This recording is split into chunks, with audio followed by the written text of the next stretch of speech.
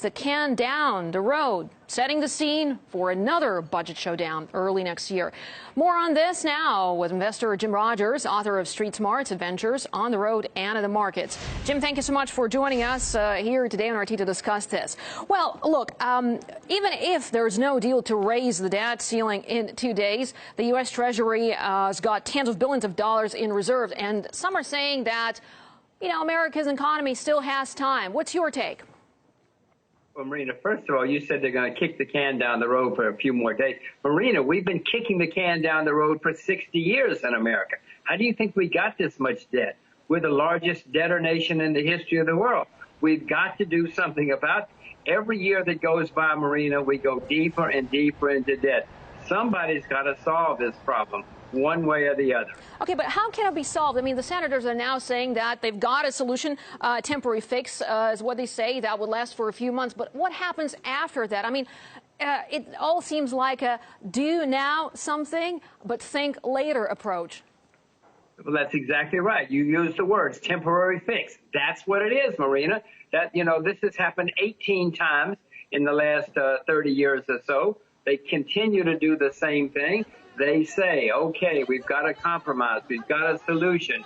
And the next thing you know, 2 or 3 years later, we're right back where we started, except the debt is that much higher every time.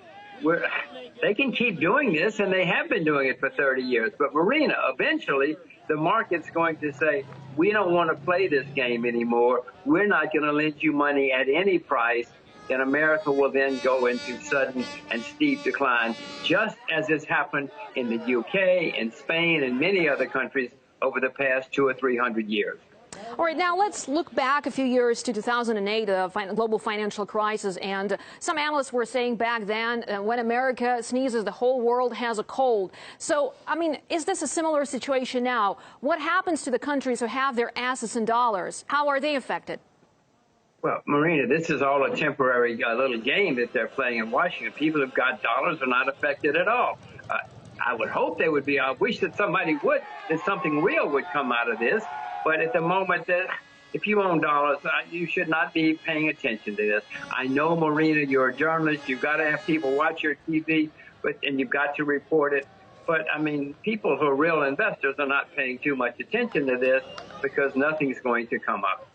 Well, President Obama a short while ago was talking about America's exceptionalism, and it looks like the exceptionalism extends to the financial sphere as well. I mean, is this right, or is it time now to move away from the dollar as, the major reserve currency?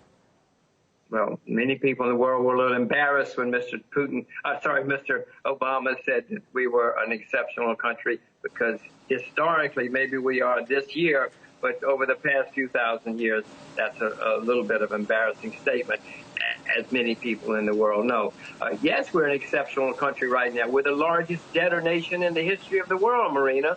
No country in the history of the world has ever gotten itself this deep in debt, and we're going to pay the price down the road. And all of our creditors and all of the people doing business with us are too. We're the largest economy in the world, but we're in decline, and we're not solving our problems.